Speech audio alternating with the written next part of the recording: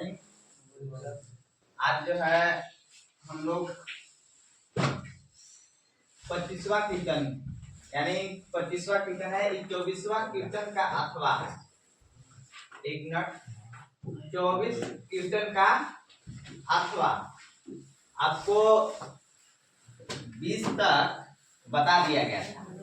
21, 22, 23 जो कि इसमें नई सेट होने का है, सीधा 24वां में सेट हुआ है। अगर कीर्तन 24वां में हो जाएगा तो आप लोग को फिर से ये अपलोड कर देंगे और दिखा देंगे, ठीक है। तो सबसे पहले 24 के अथवा में आप लोग को इस प्रकार से कीर्तन रहेगा। अब हम लोग किस लिए पढ़ रहे हैं पता है, ये है 2025 जो बोर्ड है जेएससी बोर्ड, उसमें हम लोग को प्रत्येक कीर्तन का उस टाइप का कीर्तन आना चाहिए। जैसे 24 कीर्तन में गए, 24 कीर्तन में एक पासे को एक बार फेंका जाता है, यानी कौन सा चैप्टर से आ रहा है, त्रिकोणमिति से आ रहा है ना। हाँ, प्रायिकता से आ रहा है। कौन सी से आ रहा है, ये हमको पता होना चाहिए कि कौन सा कीर्तन में कौन सा कीर्तन सेट होता है। तो हमको ऐसे ही जाएंगे 24वां के अथवा में जाएंगे, हमको प्रायिकता याद है कि प्रायिकता उसमें रहता है और उसको देखेंगे जाकर के वहां पर बना देंगे, ठीक है। अब प्रायिकता में जो है हम लोग सब सूत्र सब जानते हैं, उसमें ज्यादा सूत्र प्रायिकता में नहीं होता है। बताइए, एक पासे को एक बार फेंका जाता है, निम्नांकित को प्राप्त करने की प्रायिकता ज्ञात करें। ज्ञात कर लेंगे। जैसे में मान लीजिए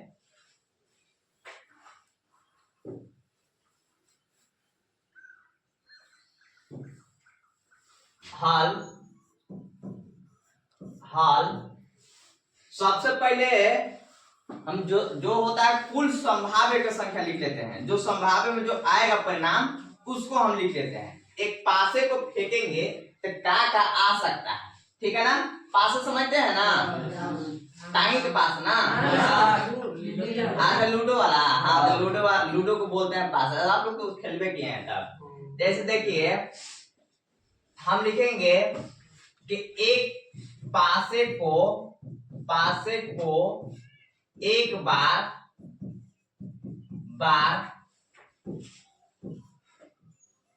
फेंके जाने के बाद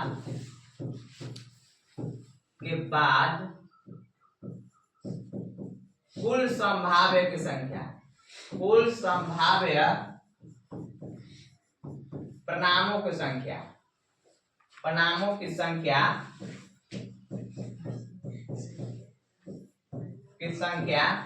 क्या क्या आ सकता है बताइए। तो पासा को फेंकेंगे तो क्या क्या आएगा बताइए आप। या तो 1 आएगा, 0 नहीं ना आएगा, या तो 1 आएगा, या तो 2 आएगा, या तो 3 आएगा, या तो 4 आएगा, या तो 5 आएगा, या तो 6 आएगा। यानी कुल संख्या कितना आएगा, 6 आएगा। कितना आ सकता है, 6। चलिए 6। अब क्वेश्चन है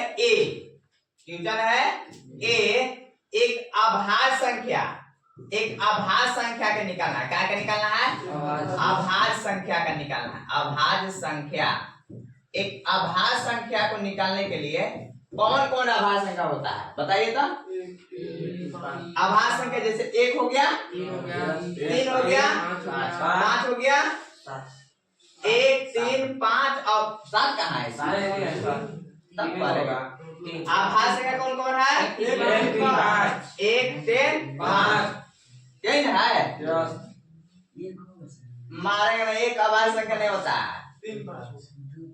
2, 3, 5 कितना कौन सा होगा, 2, 3, 5 होगा। कौन सा होगा, अभाज्य संख्या। यानी कितना संख्या हो गया, 3 हो गया। कितना हो गया, 3 हो गया। तो ये अनुकूल परिणामों की संख्या इसमें कितना आ गया, अनुकूल परिणामों की संख्या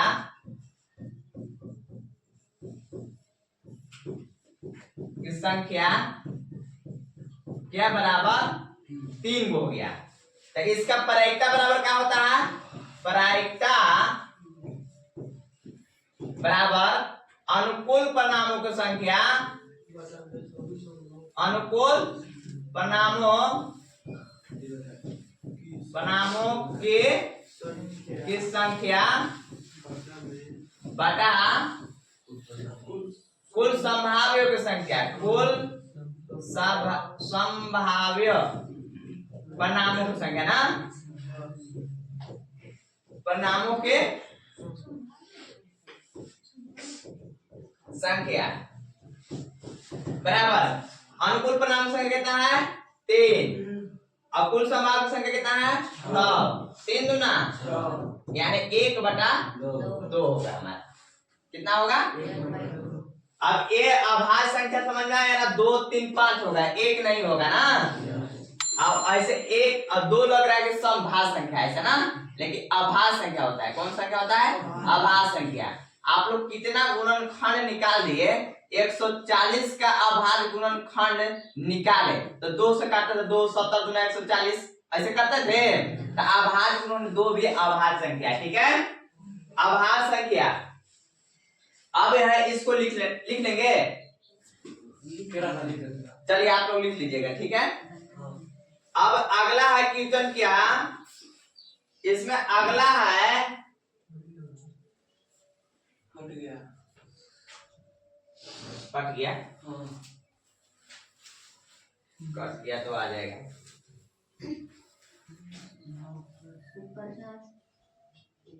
आ गया ना।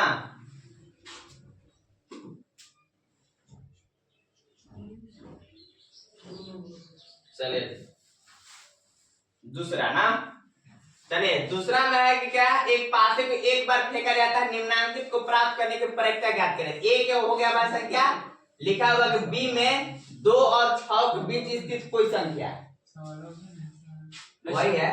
दूसरा विषम संख्या है।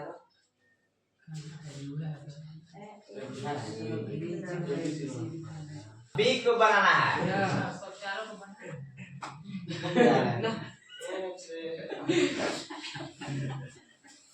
देखिए अब इसमें 2 और 6 के बीच स्थित कोई संख्या, तो पहले लिखेंगे कुल संभाव्य परिणामों की संख्या कितना है, बार बार निकालना पड़ेगा।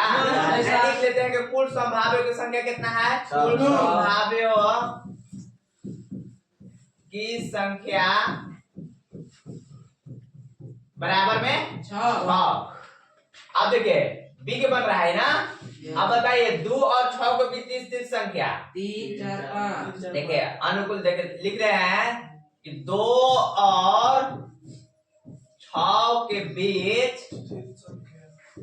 स्थित संख्या बराबर में कौन कौन है, 2 6 के बीच, 2 के और 6 के, 3 हो गया, एगो 4 हो गया, एगो 5 हो गया, टोटल कितना संख्या हो गया, यानी अनुकूल परिणाम की संख्या कितना हो गया, अनुकूल परिणामों की संख्या बराबर 3 की संख्या बराबर 3 हो गया ना। तो अब हम लिखेंगे क्या बी में कि प्रायिकता बराबर क्या हो जाएगा, अनुकूल परिणामों की संख्या, परिणामों की संख्या बटा में कुल संभाव्य की संख्या, कुल संभाव्य परिणामों की संख्या।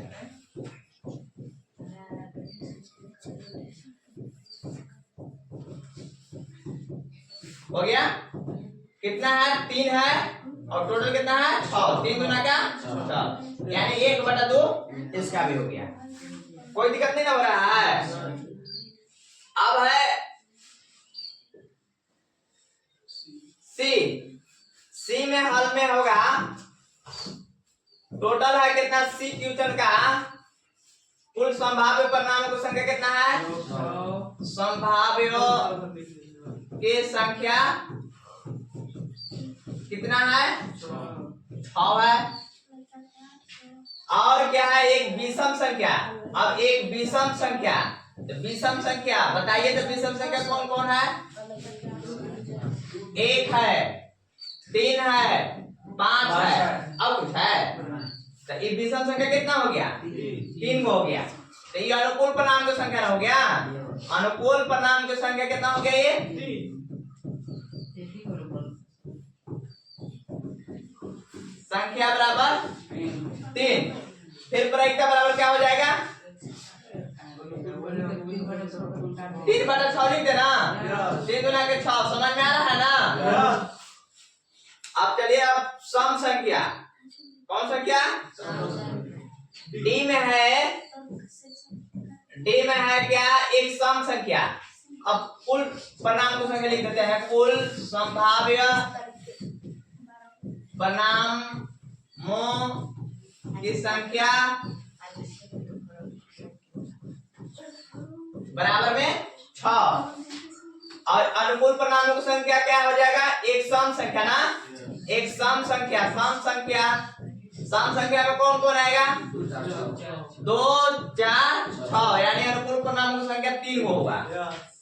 तब प्रायिकता बराबर हो गया क्या, बार बार नहीं लिखेंगे ना, 3/6 3 गुना के 6 यानी 1/2 आ जाएगा ना।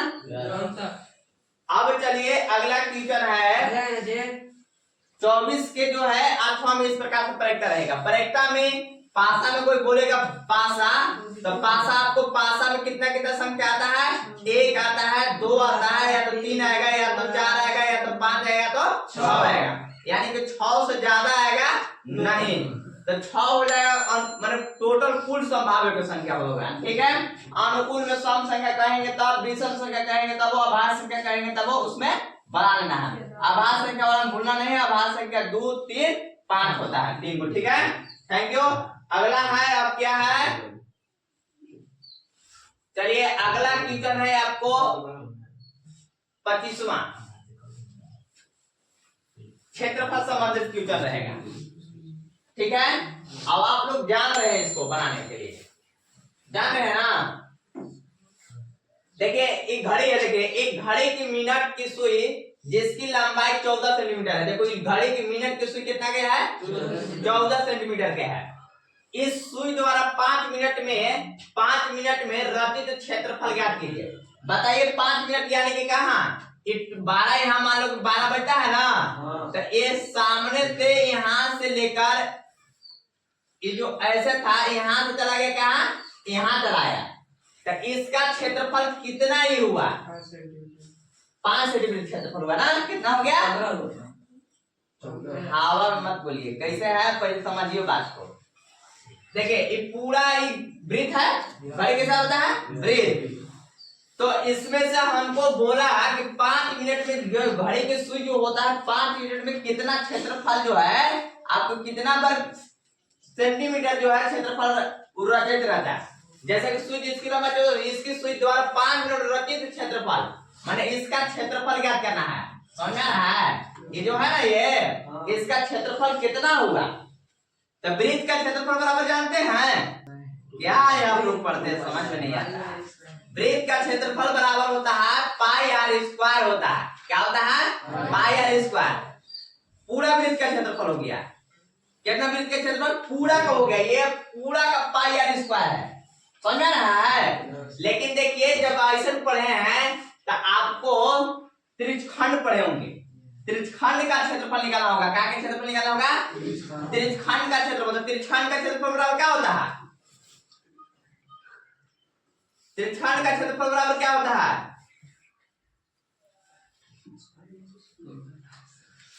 त्रिज्यखंड का क्षेत्रफल होता है पाई आर स्क्वायर थीटा बटा में 360 डिग्री होता है। पाई आर स्क्वायर थीटा बराबर में और बटा में 360 डिग्री। तो थीटा क्या चीज है कोण है, तो इसमें कितना कोण है पता नहीं है।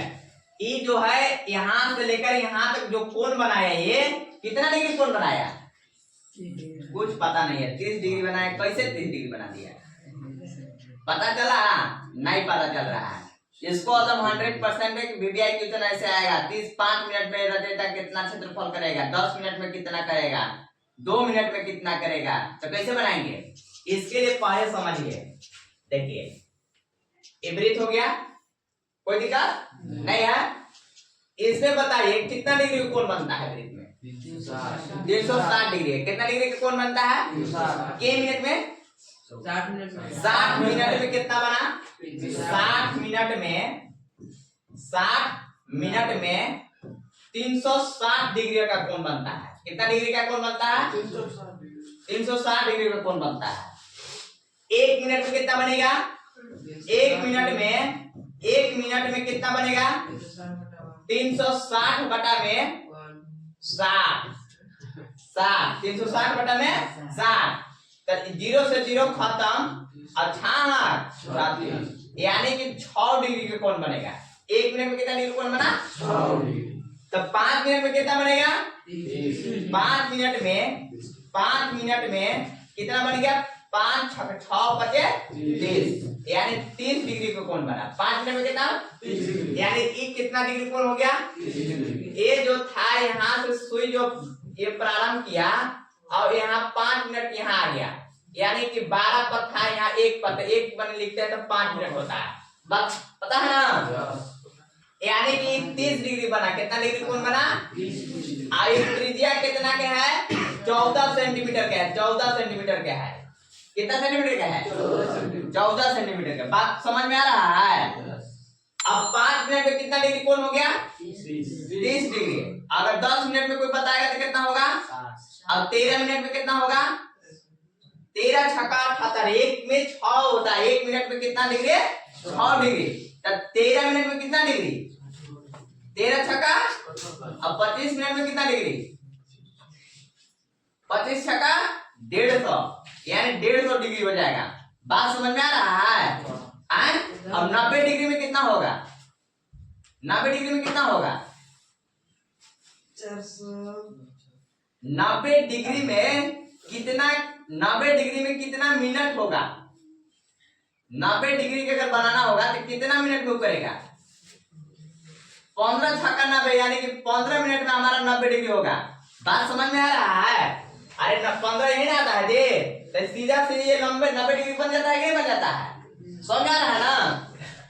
हमको कितना मिनट में पूछा है? 5 मिनट में पूछा है।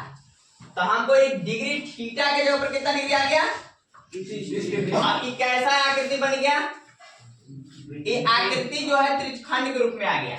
देखिए आर बराबर कितना है? 14 सेंटीमीटर। 60 मिनट में मिनट की सुई कितना डिग्री कोण बनाती है? 360 डिग्री में। यही देखो 60 मिनट में कितना बनाया? 360 डिग्री। इसलिए 5 मिनट में बनाएगा कोण 360 बटा 60 गुने 5 बराबर में 30 डिग्री। यहाँ तो कोई दिक्कत नहीं है किसी को। अब जो है ये त्रिज्यखंड का क्षेत्रफल बनाएंगे तब, वो वृत्त से बनाएंगे तब, दोनों से मिल जाएगा, लेकिन त्रिज्यखंड इसमें बनाया हुआ है। क्या है कि त्रिज्यखंड का, इसलिए लिखेंगे, इसलिए त्रिज्यखंड का क्षेत्रफल बराबर क्या होता है? त्रिज्यखंड का क्षेत्रफल बराबर क्या होता है बताओ? पाई आर स्क्वायर थीटा बटा में 360 डिग्री। अब बताइए पाई का मान कितना होता है? 22 बटा 7। आर का मान कितना है? 14 का स्क्वायर। और थीटा का मान कितना है? 30 डिग्री बटा में कितना? 360। अब देखिए, अब इसको काट देंगे। अभी पूरा सोल्व कर लेते हैं। 22 बटा 7 गुने 14 गुने 14 गुने 30। देखो गुना में बटा में तो बटा नीचे रह जाएगा, ठीक है? बटा में कितना हो जाएगा? ये 360 डिग्री। कोई दिक्कत है यहाँ तक? इस 7 गुना के 14। अब 2 बार कर लिया, ये 0 से 0 समाप्त, कोई दिक्कत नहीं। 12 दिया 12 बार गया और क्या बचेगा? 6 गुना 12, 7 गुना 14, 3 गुना के 6 और 11 गुना के, अब नहीं कटेगा। 11 गुना 22, 22 सते 154, 22 सते 154 बटा में 3, अर्थात में क्या आ जाएगा?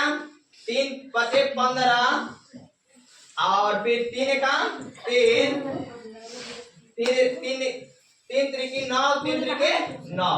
इतना यहाँ भी उत्तर लिख सकते हैं, आंसर हो गया ना?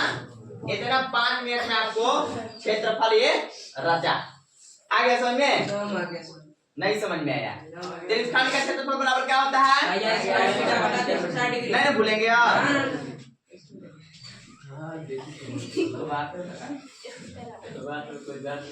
अब अगला क्वेश्चन है, सुनिए, एक क्वेश्चन और रहेगा, एक क्वेश्चन और रहेगा। मिटाए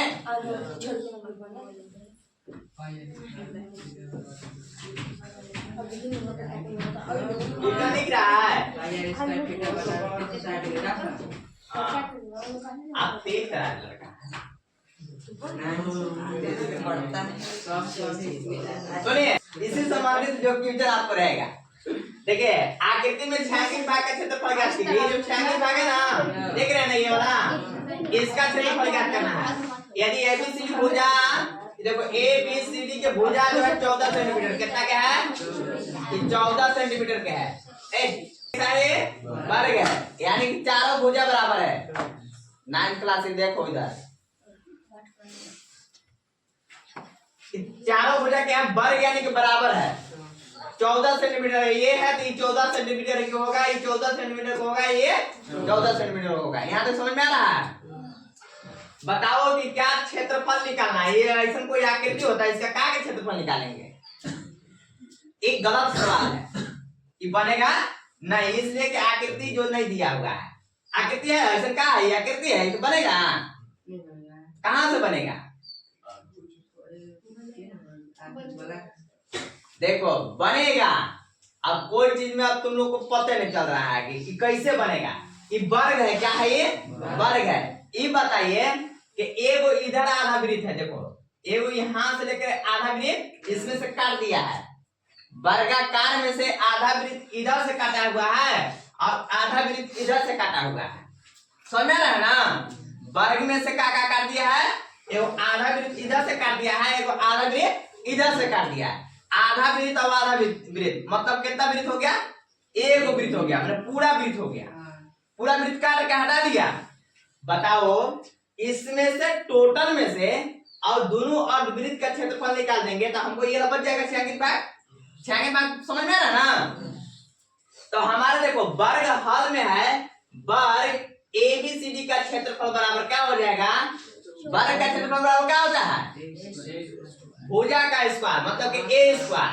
वर्ग का क्षेत्रफल बराबर क्या होता है वर्ग का क्षेत्रफल बराबर क्या होता है भुजा स्क्वायर यानी कि ए स्क्वायर। 14 का स्क्वायर माने कि 14 गुना 14 बराबर में कितना 196। 14 का स्क्वायर करेंगे कितना आएगा 196। वर्ग का क्षेत्रफल निकल गया इसका एक पूरा का क्षेत्रफल निकल गया कितना का निकल गया। लेकिन हमको ज्ञात क्या करना है छायांकित भाग का क्षेत्रफल ज्ञात करना है। क्या चीज ज्ञात करना है छायांकित भाग का ज्ञात करना है। तो छायांकित भाग कैसे निकलेगा उसमें से आधा वृत्त वाला दो गो है तो उनका निकाल देंगे। तो आधा वृत्त के लिए यहाँ से यहाँ बताओ वृत्त का क्षेत्रफल बराबर क्या होता है पाई आर स्क्वायर होता है। क्या होता है अब आधा वृत्त का क्षेत्रफल कितना हो जाएगा तो 1/2 पाई आर स्क्वायर हो जाएगा। आधा मतलब कि 1/2 से भाग लगाया जाता है तो 1/2 पाई आर स्क्वायर हो जाएगा। अब बताओ तो आर कहाँ है इसमें ये भी तभी भी गलत है आर तो नहीं ना है हाँ तो आर रहेगा तब ना बैठाएंगे तो आर है ही नहीं है दिया हुआ है यार नहीं दिया हुआ है तो ये गलत सवाल है। ठीक है तो बताओ कि आर त्रिज्या कितना है तो 14 सेंटीमीटर तो भुजा ना है।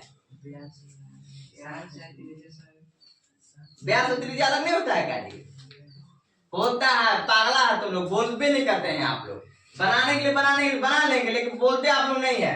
बताइए टोटल ये वृत्त अर्धवृत्त है क्या है जब इसका भुजा है तो ये अर्धवृत्त के लिए क्या है व्यास है। क्या है ये व्यास है। यहाँ से यहाँ तक क्या है व्यास है माने डी बराबर कितना दिया हुआ है व्यास बराबर हमको दिया हुआ है कितना 14 सेंटीमीटर कितना तो त्रिज्या आर बराबर कितना निकल जाएगा त्रिज्या आर बराबर कितना 14/2 2 सते यानी कि 7 हो जाएगा। कितना हो जाएगा 7 सेंटीमीटर हमारा क्या हो गया ये त्रिज्या हो गया इसका अर्धवृत्त क्या हो गया ये त्रिज्या हो गया।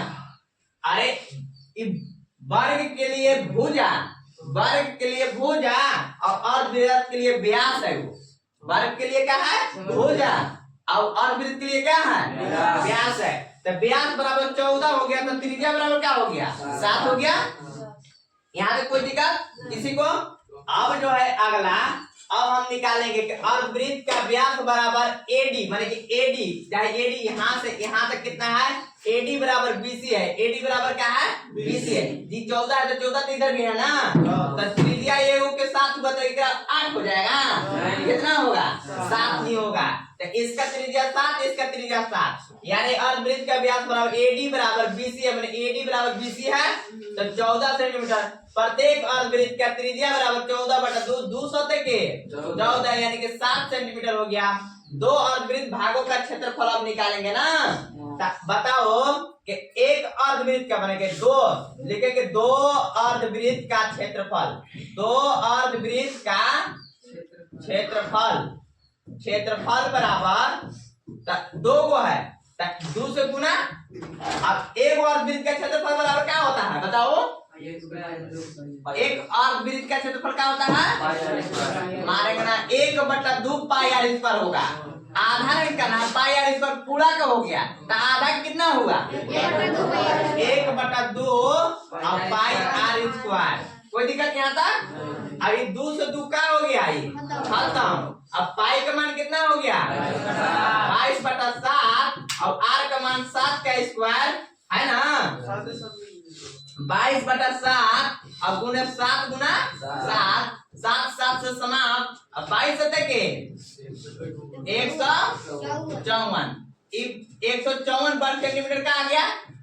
ये हो गया, ये अर्धवृत्त के हो गया, इसका और इसका मिलाकर हो गया, माने इसका और इसको मिला कितना हो गया 154 हो गया। अब टोटल कितना था, टोटल कितना था 196। तो टोटल में से 154 को घटा देंगे हमको छायांकित भाग का क्षेत्रफल निकल जाएगा ना।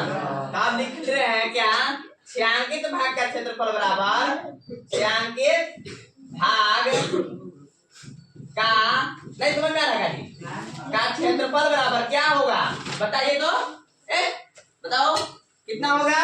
छायांकित भाग का क्षेत्रफल बराबर क्या होगा, छायांकित भाग का क्षेत्रफल बराबर होगा वर्ग का क्षेत्रफल, क्या लिखेंगे वर्ग का क्षेत्रफल, का क्षेत्रफल माइनस कौन, दो अर्धवृत्त का क्षेत्रफल, दो अर्धवृत्त का क्षेत्रफल।